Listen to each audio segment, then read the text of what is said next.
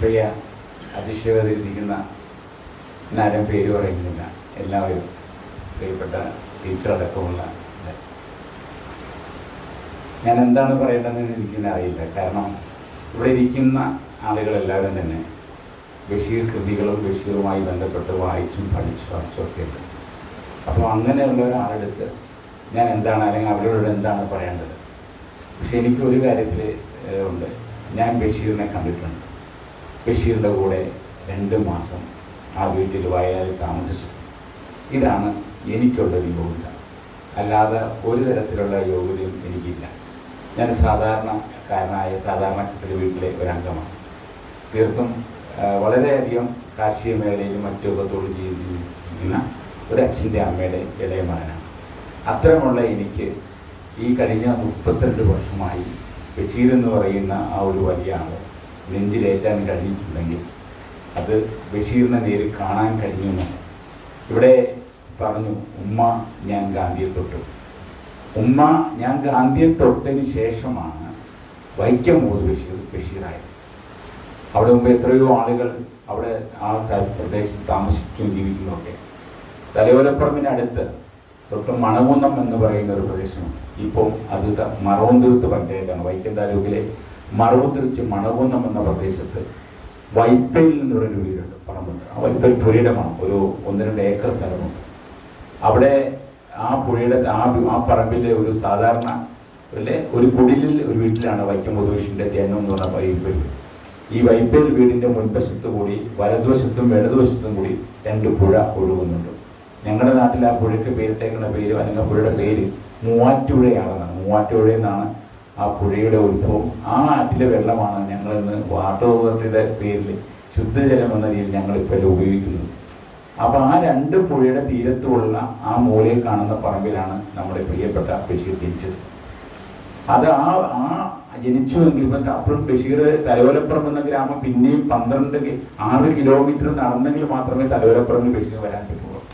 ആ പുഴ ഒരു വശത്തുകൂടി പോകുന്ന ആ 2 പുഴ, ഒരു വശം ആ പുഴ പോകുന്നത് ഈ പറയുന്ന ഉണ്ണിയുടെ അമ്മ, ഉണ്ണിയുടെ കുടുംബം എന്നോ ഉണ്ണിയുടെ വീട്, ആ കുടുംബത്തിൻ്റെ മുൻവശത്തുകൂടിയാണ് ആ ഒരു പുഴ പോകുന്നത്.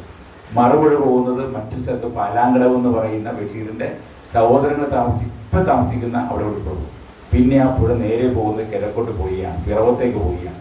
എറണാകുളം ജില്ലയിലെ പിറവം എന്ന് പറയുന്ന സ്ഥലത്ത് പോകും. അപ്പോൾ അതാണ് ബഷീർ പറയുന്നത്, മജീദ് എത്രയാണ് എന്ന് ചോദിക്കുക, ഒന്നും എത്രയാണ്.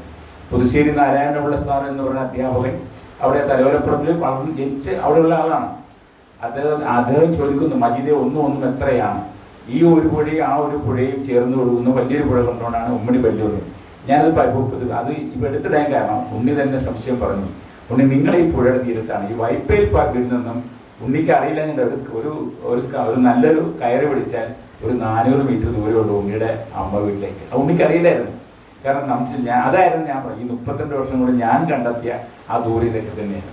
ഇപ്പം ഞാൻ ആകെ ചെയ്തതെന്ന് പറഞ്ഞാൽ, എനിക്ക് ബഷീറിനെ കണ്ടു. ഞാൻ അതിനു മുമ്പ് ബഷീറിൻ്റെ കൃതികൾ അല്ലെങ്കിൽ ബഷീറിൻ്റെ പുസ്തകങ്ങൾ ഞാൻ പഠിക്കുന്ന സമയത്ത് 10ാം ക്ലാസ്സിൽ പഠിക്കുമ്പോൾ പഠിച്ചിരുന്ന പുസ്തകമൊന്നും ആ വായന അല്ലാതെ ഒന്നും ഞാൻ വായിച്ചിരുന്നില്ല. ഞാനൊരു സോഷ്യൽ വർക്കർ ആയതുകൊണ്ട് എനിക്ക് കോഴിക്കോട് കേന്ദ്ര ഗവൺമെൻറ് ധരിച്ച് പരിശീലന പരിപാടിയിൽ പങ്കെടുക്കാനൊരു അവസരമുണ്ടായി. അപ്പോൾ എനിക്ക് അന്നത്തെ കാലത്ത് 25 രൂപയാണ് അവർ തരുന്നത്. താമസ സൗകര്യം ഭക്ഷണമല്ല ഇതിലാണ്.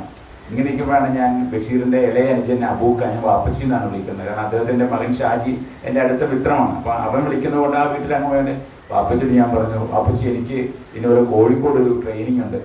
കൊള്ളാം, നീ എന്താടാ? ഞാൻ പറഞ്ഞു, നിന്നെപ്പോഴാണ് എടാ ഇക്കാക്ക അവിടെ ഷാഹിനയുടെ വീട് പണി നടക്കുക, അനീസിനാണെങ്കിൽ പാലക്കാട് എഞ്ചിനീയറിങ്ങിന് കിട്ടി, അതുകൊണ്ട് നീ ഒരു കാര്യം ചെയ്യും, അവിടെ നിൽക്കുക, ഞാനും അനീഫയും അവിടെ ഉണ്ടാവും. ഇത്രമാണ് പറഞ്ഞിരുന്നത്. അപ്പോൾ ഞാൻ പറഞ്ഞു, ഇന്നപോലെ ഫെബ്രുവരി 1 മുതൽ മാർച്ച് 31 വരെയാണ് പരിശീലന പരിപാടി എന്ന് പറഞ്ഞു. അങ്ങനെ അബൂക്കായും അനീഫയും ബഷീറിൻ്റെ ഇളയ അനുജന്മാർ ഉള്ളപ്പോൾ ഞാൻ അവിടെ ചെല്ലുന്നു. ഞാൻ രാവിലെ ട്രെയിനിങ് സെൻറ്ററിൽ അവിടെ ചോദിച്ചു, ബഷീറിൻ്റെ വീട് ചോദിച്ചപ്പോൾ അവിടുത്തെ പറഞ്ഞിട്ടുള്ളത്. അപ്പം ഞാൻ താമസിക്കുന്ന ട്രെയിനിങ് സെൻറ്ററിന് നേരെ ഓപ്പോസിറ്റാണ് MD വാസുദേവൻ സാർ വാടകയ്ക്ക് തന്നത്. എനിക്കറിയില്ല, പിന്നീടാണത് അറിയുന്നത്. അപ്പോൾ ഞാൻ അവിടെ ചെന്ന് കഴിഞ്ഞപ്പോഴാണ് ഞാൻ ആദ്യമായിട്ട് ബഷീറിനെ കാണുന്നതൊക്കെ. അപ്പോൾ എനിക്കവിടെ താമസ സൗകര്യവും ഭക്ഷണവും അങ്ങനെയൊന്നും ഇടപാടുകൾ അറിയുന്നില്ല. ഇവിടെ കാരണം അവർക്ക് ഷാഹിനേത്തയുടെ വീട് പണിയുമ്പോൾ അവർക്കൊരു പയ്യനൊരു ആവശ്യമുണ്ട്.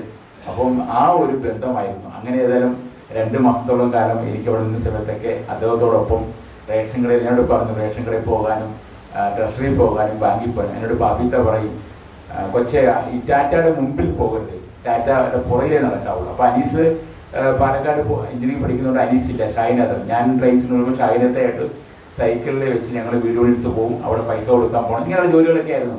പക്ഷെ ആ 2 മാസത്തെ അപ്പോഴും വൈക്കുമ്പോൾ ബഷീർ എന്ന് പറയുന്ന ഒരാളെ എനിക്ക് അറിയാൻ കഴിഞ്ഞിട്ടില്ല. കാരണം അദ്ദേഹത്തിന് കൃതി വായിച്ചെങ്കിലും എനിക്ക് ബഷീറിനെ കുറിച്ച് അറിയാൻ പറ്റുള്ളൂ. പക്ഷെ അത് കഴിഞ്ഞ് അവിടെ നിന്ന് കഴിഞ്ഞപ്പോഴാണ് ഓരോ ആളുകൾ കാണാൻ വരുമ്പോൾ പറയും, അപ്പോഴാണ് ഇന്ന ആളുകൾ. അവിടെ വെച്ചാണ് ഞാൻ ഡോക്ടർ M.A. റഹ്മാനെയും നമ്മുടെ MD വാസു, പിന്നെ MD എനിക്ക് അത് അവരുടെ മക്കൾ ഇപ്പോൾ അനീസൊക്കെ വിളിക്കുന്നത് ഞാൻ വാസുവട്ടെന്ന് വിളിക്കാനുള്ള സ്വാതന്ത്ര്യത്തിലേക്ക് എത്തി. കാരണം അത് ഇവരിൽ നിന്നുള്ള ബന്ധമായിരുന്നു. അവിടെ വെച്ചാണ് കാരശ്ശേരി മാഷിനെയൊക്കെ പരിചയപ്പെടാൻ അവസരം ഉണ്ടാകുന്നത്.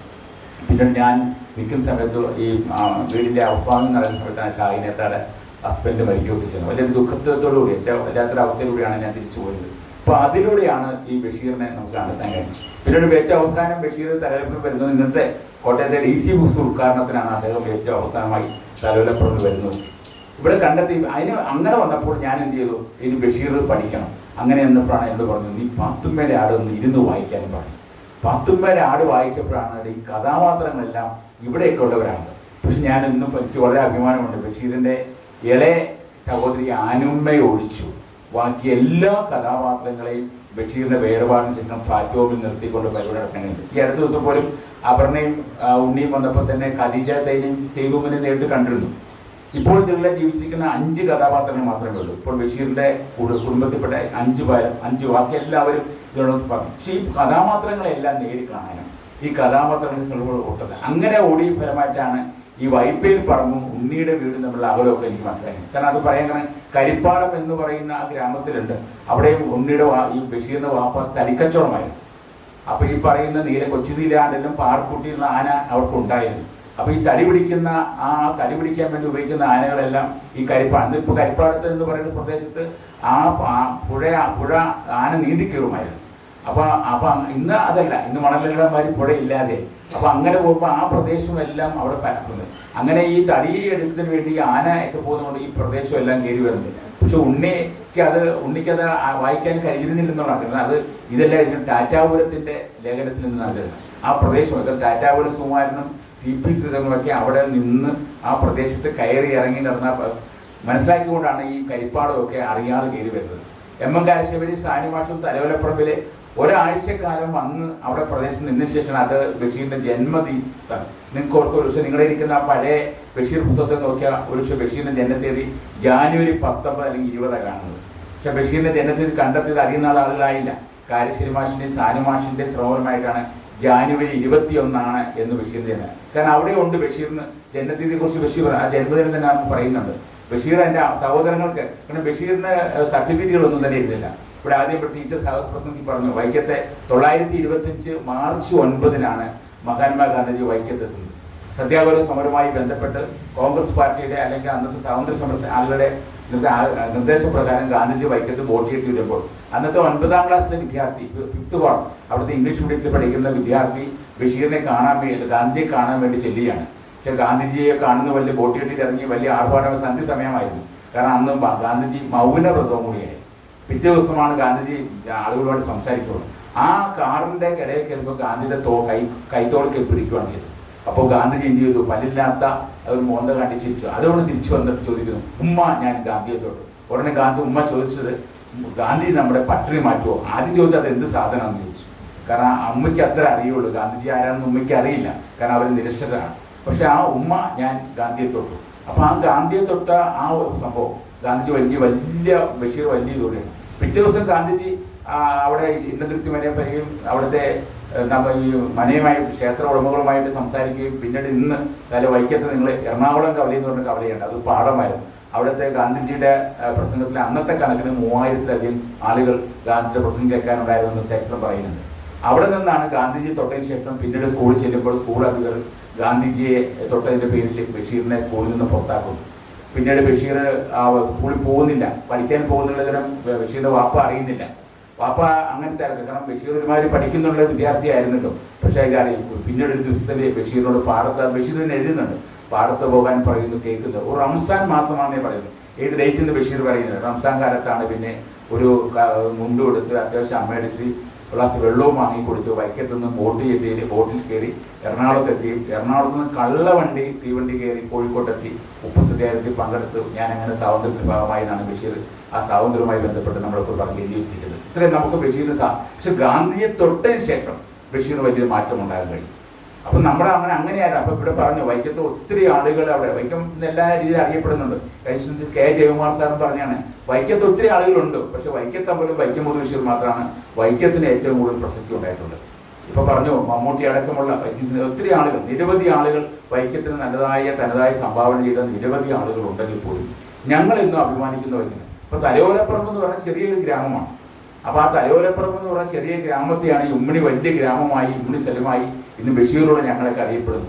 ഇന്നും ഞങ്ങളിപ്പോൾ പറയുന്ന വൈക്കമ്പത്ത് അല്ലെങ്കിൽ തലയോലപ്പുറം എന്ന് പറയുന്നത് എല്ലാവർക്കും അറിയുന്നത് കരാറാണ്. ഇപ്പോൾ ഇവിടെ തന്നെ നമുക്ക് ഉദ്ദേശിക്കാവുന്ന ഒരു കാര്യമുള്ളൂ.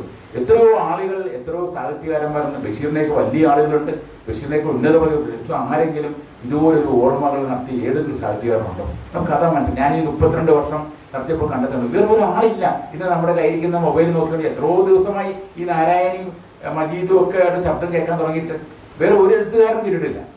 എന്താണ് ഇദ്ദേഹത്തിലുള്ള അനുപ്രസിദ്ധി? ഇപ്പോൾ തന്നെ സാഹചര്യം തന്നെ ഇങ്ങനെ ഒരു ദിവസം നടത്തുന്നത് എന്താണ് കാരണം എന്നുള്ളത് ഇതുവരെ ആർക്കും കണ്ടെത്താൻ കഴിയില്ല. അത് തന്നെയാണ് ബഷീർ. അപ്പോൾ അത് ഒരുപക്ഷെ നിങ്ങൾക്ക് അങ്ങനെ ഒരു ഭാഗ്യം ഉണ്ടായിരിക്കാം. ഞങ്ങൾക്ക് എനിക്കും പ്രീതനും ഒക്കെ ഉണ്ടായെന്ന് പറഞ്ഞാൽ ഈ കഥാപാത്രങ്ങളെ എല്ലാ കഥാപാത്രങ്ങളെയും നമുക്ക് ഇടും. നിങ്ങൾ ഈ പറയുന്നത് ഈ പുസ്തകങ്ങൾ വായിച്ച എല്ലാ കഥാപാത്രങ്ങളും. പക്ഷെ ഒരു കാര്യം ഉണ്ടായിരുന്നു, അതിൽ 1-2 കഥാപാത്രങ്ങൾ ബഷീർ മറച്ചു വെച്ചിട്ടുണ്ടോ എന്നുള്ള സത്യം തന്നെയാണ്. അതിലൊരു കഥാപാത്രമാണ് സുഹറ എന്ന് പറയുന്ന കഥാപാത്രം ബഷീറിനൊപ്പം പഠിച്ച ആ ആളുകൾ കണ്ടെത്തി സുഹറ എന്ന് പറയുന്ന കുട്ടി അവിടെ ഇല്ലായിരുന്നു. അങ്ങനെ കുട്ടി അവിടെ ഇല്ല. അവിടെ ബാല്യകാലസഖി എന്ന് പറയുന്ന ബാല്യകാലസഖിയെ കുറിച്ച് പലരും പഠനം നടത്തിയെങ്കിലും ബാല്യകാലസഖിയിൽ മജീദ് ബഷീർ എന്ന് പറയുന്നുണ്ട്.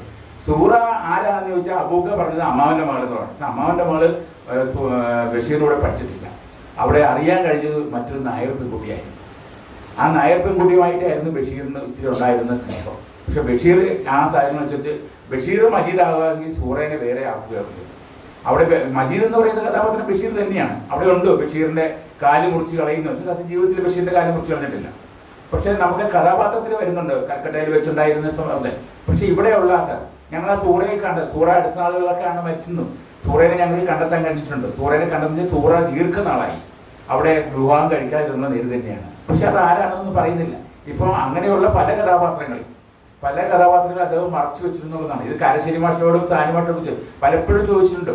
പലപ്പോഴും ചോദിച്ചപ്പോഴൊക്കെ പറയുന്നത് ആ രീതിയിലേക്കുള്ള ധാരണകൾ വരുന്നുണ്ടായിരുന്നു. പല ആളുകൾക്കുള്ളൊരു ധാരണയുണ്ട് സൂറ അങ്ങനെ പഠിച്ചിട്ടുണ്ടോ? സത്യമുണ്ട്, സൂറ പഠിച്ചിരുന്നുള്ള നേര് തന്നെയാണ്. അവിടെ നാരായണപിള്ള സാർ തന്നെ പറയുന്നുണ്ട്, ഈ പുതുശ്ശേരി നാരായണപിള്ള സാർ തന്നെ പറയുന്നുണ്ട് സുഹറ എന്നൊരു കുട്ടി ഉള്ളതായിട്ട് അറിയില്ല. പക്ഷേ ബഷീറിന്റെ പുസ്തകത്തിൽ സൂറ വരുന്നുണ്ട്. അപ്പൊ ഇവിടെയൊക്കെ നമുക്ക് കണ്ടെത്തണം. പക്ഷെ ബഷീർ അവിടെയും കുറച്ച് കർശനമാണ്. പക്ഷെ എങ്കിൽ പോലും ഇന്ന് ബാല്യകാലസഖിക്ക് 82 വയസ്സുണ്ട്. ഒന്ന് ആലോചിച്ചിരിക്കണം. പ്രേമലേഖനത്തിന് 84 വയസ്സും ബാല്യകാലസഖിക്ക് 82 വയസ്സുമുണ്ട്. അപ്പൊ ഇന്നും ആ സൂറയും മജീദും ഒക്കെ നമ്മൾ ഇപ്പൊ തന്നെ ജീവിച്ചിരിക്കുന്നു. അങ്ങനെയുള്ള കഥാപാത്രങ്ങളെല്ലാം തന്നെ തലവരപ്പുറത്തുള്ള എല്ലാ പാത്തുമ്മയുടെ ആരിൽ മാത്രമാണ് ബഷീറിന്റെ കുടുംബക്കാരി മാത്രമേ ഉള്ളൂ. ബാക്കിയുള്ളവർ അങ്ങനെയല്ല. ഈ പറയുന്ന ഇവിടെ ഇരിക്കുന്ന പ്രീതന്റെ ഗ്രാൻഡ് ഫാദർ വൈദ്യശാല വൈദ്യര്, ഈ വൈദ്യശാല എന്ന വൈദ്യരിൽ നിന്നാണ് ബഷീറിന്റെ തൂറ്റലും വേറെളൊക്കെ ഉണ്ടാകുമ്പോൾ വരുന്നതാണ്. ബഷീറിന്റെ ഈ പ്രീതന്റെ മുത്തശ്ശൻ ബഷീറിന്റെ കളിക്കൂട്ടുകാരാണ്. അവരുടെ വൈദ്യശാല തിണ്ണയിലായിരുന്നു. അപ്പൊ അങ്ങനെയുള്ള ഒത്തിരി കഥാപാത്രങ്ങൾ വരുന്നു.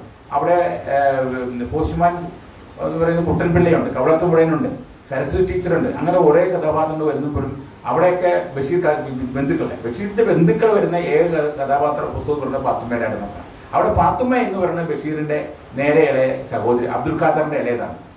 ഏറ്റവും മൂത്ത ബഷീർ തൊട്ടുകാര അബ്ദുൽ ഖാദറിന്റെ നേരെ ഇളയത് പാത്തുമ്മ, അവിടുന്ന് അനീഫ, പിന്നെ ആനുമ്മ, അബുവാണ് ഏറ്റവും 2 സഹോദരിയാണ്.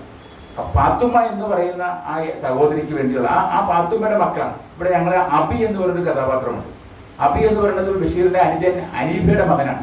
അബി ഇന്നും എവിടെയുണ്ടെന്ന് നമുക്ക് ഇപ്പോഴും കണ്ടെത്തി ജീവിച്ചിട്ടുണ്ടെന്ന് നമുക്കറിയില്ല. കാരണം അബി തലയിലപ്പുറത്തെ സ്കൂളിലെ 10ാം ക്ലാസ്സിൽ SSLCക്ക് ഫുൾ A+ അല്ല, അന്ന് ഫസ്റ്റ് ക്ലാസ് വാങ്ങി വിജയിച്ച ആ അബിക്ക് കോഴിക്കോട് ഒരു പോളിടെക്നിക്കൽ സ്കൂളിൽ അഡ്മിഷൻ വാങ്ങി കൊടുത്തു ബഷീർ അഡ്മിഷൻ പഠിച്ചു കൊടുത്തിട്ട് പറഞ്ഞു, നീ ഒരു കാര്യം ചെയ്യും, നീ അവിടെ ചെന്ന് അനീഫയോടും അവിടെ പറഞ്ഞിട്ട് പോയിട്ട് തിരിച്ചു വരണമെന്നും പറഞ്ഞ് അബീനെ ബഷീർ പറഞ്ഞു വിടുന്നു. ആ ബഷീർ അബി തലയിലപ്പുറമിൽ എത്തുകയും വീട്ടിൽ ഇങ്ങനെ അഡ്മിഷൻ കിട്ടിയ വിവരമൊക്കെ പറഞ്ഞ്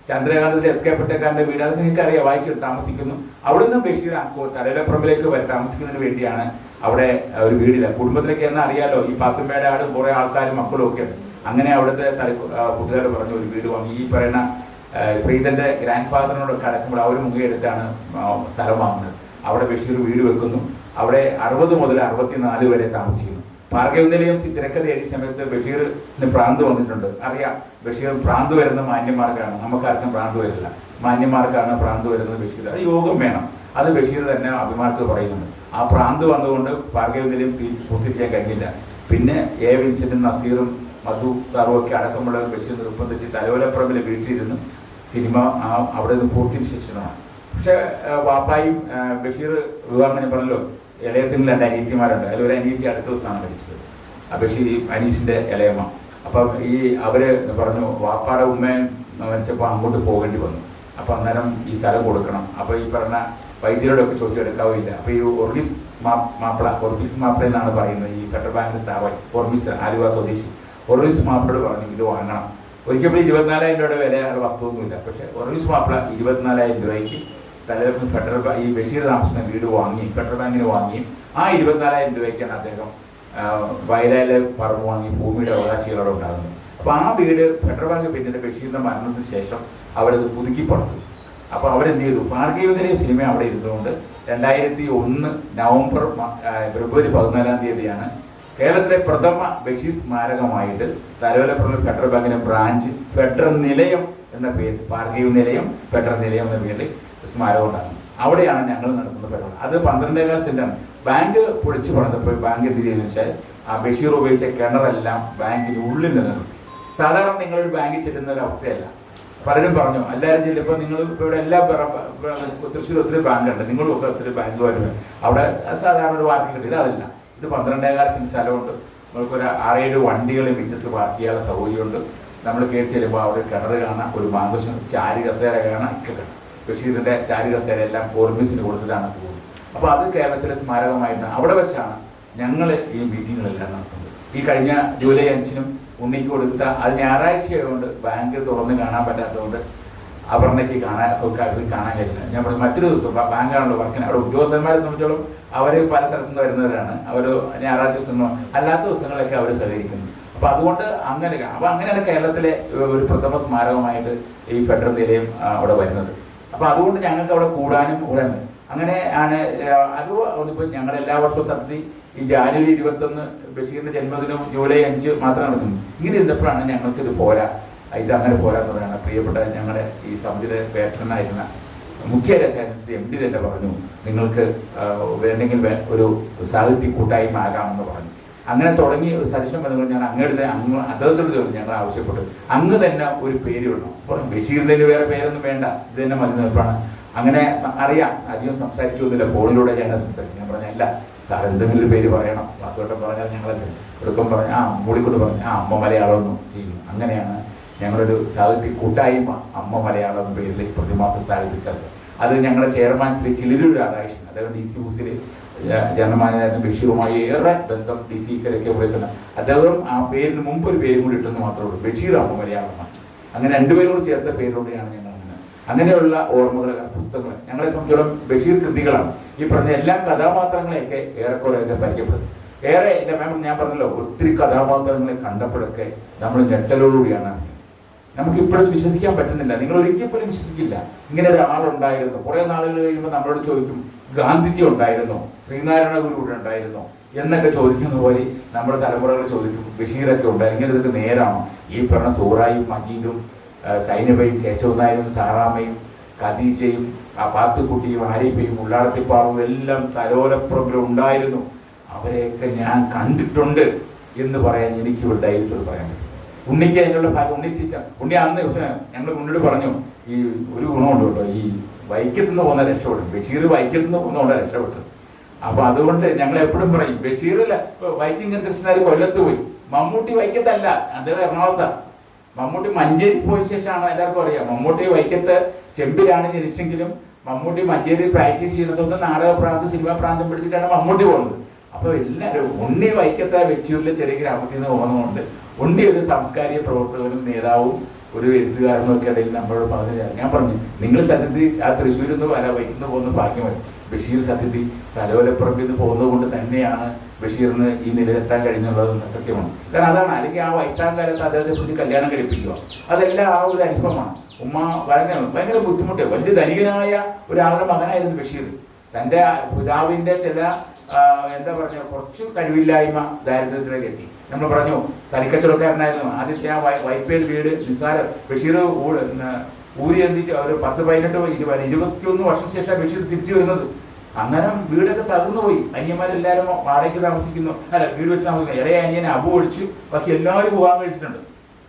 അബു മാത്രമാണ് പോകാൻ. അതുകൊണ്ട് അബുവിൻ്റെ ഭാര്യ, ഞാൻ അതായത് അബുവിൻ്റെ ഭാര്യയും മക്കളും എന്താണ് ഈ പാത്തുമ്മേനാണ് കയറി വരാത്തത്. അപ്പോൾ ഞാൻ അബൂക്കടെ ചോദിച്ചു, അപ്പച്ചി എന്താണ് ഈ സൂറ, അബൂക്കടെ ഭാര്യയുടെ ഒരു സൂറയാണ്. അപ്പം ഞാൻ സൂറമ്മ. അപ്പോൾ ഷാജി അത് ഞാനും ഇക്കാക്ക വരുമ്പോൾ ഞാൻ മാത്രമേ കല്യാണം കഴിക്കാറുള്ളൂ, ബാക്കി എല്ലാവരും കല്യാണം കഴിച്ചിരുന്നു. ഞാൻ പറഞ്ഞ അബിയും റഷീദും ഒക്കെ വരുന്നുണ്ടെന്ന് പറഞ്ഞപ്പോഴാണ്. അപ്പോൾ അബുവിൻ്റെ ഭാര്യ സൂറായും വന്നില്ല, ജുബലയത്ത് എന്നും വന്നു. അപ്പോൾ ജുബലയത്തൊക്കെ എപ്പോഴും പറയും, ഷാജി ഞങ്ങളുടെ വാപ്പച്ചത് നേരത്തെ കല്യാണം കഴിച്ചത് ഞങ്ങളും ഒക്കെ ഷാജി ഇപ്പോൾ കൊണ്ടു നടക്കുമായിരുന്നു. ഇപ്പോൾ ഈരാറ്റോടെ ഒരു പെങ്ങള് ഒരു മകള് താമസിക്കുന്ന അബുവിൻ്റെ മകളെ പറയും. അപ്പോൾ ഖദീജയൊക്കെ ഭാഗ്യവതിയായി. കാരണം അവരൊക്കെ ഇപ്പോൾ ഷാജി കൊണ്ടു നടക്കണില്ല. അവരെയൊക്കെ ഓരോ സ്ഥലത്ത് കഴിഞ്ഞ ദിവസം കോട്ടയത്ത് വെച്ച് തിരുവഞ്ചി രാധാകൃഷ്ണൻ അവരെ പൊന്നാടയെ കണിയിച്ചപ്പം അത് സ്പീക്കർ കൂടിയാണ്. അപ്പോൾ തീർച്ചയായിട്ടും ഖദീജയ്ക്ക് ഭയങ്കര സന്തോഷമായി. കാരണം മാമ അങ്ങനെ ആകെ ഖദീജയുടെ പേര് ഒരു സ്ഥലത്തേ എഴുതിയിട്ടുള്ളൂ. ഇക്കാക്ക ആരും അറിയണ്ട, എൻ്റെ ഖദീജയ്ക്ക് ഒരു സ്വർണ്ണക്കമ്പൽ പൊന്നിൻ്റെ മേടിച്ചു. ഖദീജ ഒറ്റ വാക്കിയുള്ളൂ. ആരും അറിയണ്ട, എൻ്റെ ഈ ഖദീജയ്ക്ക് ഒരു സ്വർണ്ണക്കമ്മൽ പൊന്നിൻ്റെ കമ്പൽ മേടിച്ചത്. ഖദീജ നോക്കട്ടെ ഞാൻ 10 ആ സമയത്ത് സെയ്തുമ്പതല്ല, ഉള്ളാടത്തിപ്പാറു സെയ്തുമ്പെന്ന് പറയുന്നത് 4-5 വട്ടം പറയുന്നുണ്ട്. അപ്പം ഞാൻ പറഞ്ഞു, നിങ്ങളുടെ പേര് അറിയാതെ ഒന്ന് എഴുതി വെച്ചപ്പോൾ നിങ്ങൾ സ്റ്റാറായില്ലേ എന്ന് പറഞ്ഞാൽ അത് അങ്ങനെ എല്ലാ ആളുകളും അങ്ങനെയുള്ള അത് കാണുന്നു. ഞാൻ പറ്റുമെങ്കിൽ ആരോഗ്യം അനുവദിക്കുന്നുണ്ടെങ്കിൽ ഞാൻ എന്നോട് പറഞ്ഞു ഖദീജനെ സെയ്തുമ്പതിനെയും കൂടി ഒരു ദിവസം കൂടെ കൊണ്ടുവരാം. കാരണം അത് മറ്റൊരു പേര് പാത്തുക്കുട്ടിയും ആരിഫയും ആരിഫയുണ്ട്. പാത്തുക്കുട്ടി ആരിഫയും തീർത്തും വയ്യ. കോട്ടയത്ത് ചെങ്ങളം എന്ന് പറയുന്ന സ്ഥലമുണ്ട്, കുമരകത്തിനടുത്താണ്. അവിടെയാണ് അവർ താമസിക്കുന്നത്. വയ്യ. ഞാൻ അടുത്ത ദിവസം ഞങ്ങൾ കൊണ്ട് ഈ തിരുവഞ്ചി രാധാകൃഷ്ണൻ്റെ പരിപാടിക്ക് കൊണ്ടുപോകാൻ വേണ്ടി ചെന്നപ്പോൾ തീർത്തും വയ്യായിരുന്നു. പിന്നെ സുബൈദ എന്ന് പറയുന്ന ഒരാൾ മമ്മൂട്ടിയുടെ കുടുംബത്തിന് ഇവർക്കൊരു പാരമ്പര്യ രോഗം ഇവരുടെ കുടുംബത്തിൽ ഇപ്പോഴും ഉണ്ട്. ഇവർ പാരമ്പര്യ രോഗം എന്ന് പറയുന്നത് വലുവാണ്. വലുവ് ബഷീറിനെല്ലാം വലുവ്. ഇവർ അതുപോലെ തന്നെ സൈനബയ്ക്കും അല്ലെ വലുവിൻ്റെ അസുഖമുണ്ട്. ബഷീറും അതെ വലിച്ചുകൊണ്ട്. കാരണം പലപ്പോഴും ബഷീറിനെ കവഞ്ചിയിൽ എടുത്തുകൊണ്ട് പോയി ഹോസ്പിറ്റലിൽ കൊണ്ടുപോയ കഥകൾ അനീഷൊക്കെ പറയുന്നുണ്ട്. വാപ്പച്ചിനെ അന്നത്തെ പോലെ ആംബുലൻസ് സംവിധാനങ്ങളൊന്നും ഇല്ലാത്തപ്പോൾ. അപ്പോൾ അതുപോലെയുള്ള ഒരു പാരമ്പര്യ അസുഖം അത് അനീസിന് ചിലപ്പോൾ ഉണ്ടെന്ന് എനിക്ക് തോന്നുന്നു. കാരണം ചിലപ്പോൾ അനീസ് ദീർഘയാത്ര കഴിയുമ്പോൾ ഇപ്പോൾ അനീസ് ഓട്ടോ ഒക്കെ വരുന്നുണ്ട്, അത് വന്നുകൊണ്ടിരിക്കും. അപ്പോൾ അങ്ങനെയുള്ളത് കൊണ്ട് അപ്പോൾ തീർച്ചയായിട്ടും അങ്ങനെയുള്ള അസുഖങ്ങൾ 3 പേർക്ക് നമുക്ക് വരാൻ പറ്റില്ല. എന്നാൽ അവർ ആരോഗ്യ നല്ല അവർക്ക് ഭയങ്കര സന്തോഷമാണ്. കാരണം അവർക്ക് മുത്താപ്പയാണ്.